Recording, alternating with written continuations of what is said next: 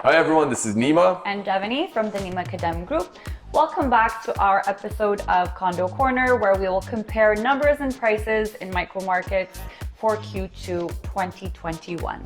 So we ended the Q1 actually on a pretty high note because the prices went up by about 13%. Which is about $80,000. Yeah, but the Q2 things have stabilized and we had about 2.4% increase over the 3 months. And the dollar amount of that was how much, Dev? It's approximately $9,000, so give or take $3,000 per month spread over the Q2 quarter. So Q1 we ended at $708,000 average price point. Right now we're up to $717,000. So the real reason for the lower increase in the prices was because of the increase in the inventory of condos in the 416 area. So at the end of March, we were just over 2,000 active listings. At the end of June, we were over 2,900 active listings. So we had about 45% increase in the active listings. So you got more options to choose from. So when you have more options to choose from, there's not much upward pressure on the prices. And that's why we don't see as many offers landing on any condos where you're not running as too many multiple offers anymore. So that's not as competitive. Exactly.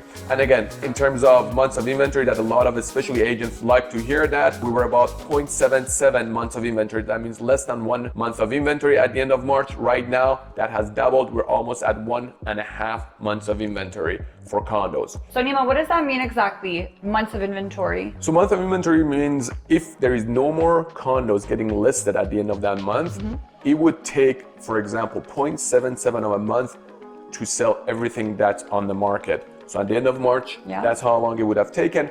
At the end of June, it would have taken over a month and a half to sell everything that's on the market if no new listing was to come on the market. Which means if you're planning on buying, now is the perfect time for you. It's not as competitive, more inventory. So that was the overview of what was going on in Central Toronto. And now we're gonna dive deep into the micro markets, namely King West, King East, St. Lawrence Market, Liberty Village, and Yorkville. So we'll start with the one bedrooms. So a one bedroom in King West traded at $641,000 as opposed to King East where they traded at $621,000. If we're going to compare the two, why don't we talk about the amount of transactions that occurred in both? Yeah, because that's pretty important. Because in King West, we had, in the one bedroom segment, we had 164 units trading, which was pretty high compared to King East. That was just over 70 units. So, I mean, that goes to show, first of all, there's a lot more activity and there's a lot more condos going up in King West. So, St. Lawrence Market, the one bedrooms traded at $624,000, and Liberty Village, similarly, at $627,000. Yorkville, always an exciting one, $676,000 for a one bedroom. And that was the least traded. I think we just had over 24 units. I think it was 25 units trading in that pocket. Let's dive deep now into the two bedrooms. So King West traded at $1,018,000. Surprisingly, King East traded at the same dollar value. But the interesting thing is, King West actually transacted almost double than King East. Yeah, we had 100 units in King West and half of that in King East. Yep. A two bedroom in St. Lawrence Market traded at $965,000. Liberty Village was at $919,000. And in Yorkville, Nima? $1,587,000. So $1,587,000 for two bedroom. That's pretty pricey. Not bad, not bad.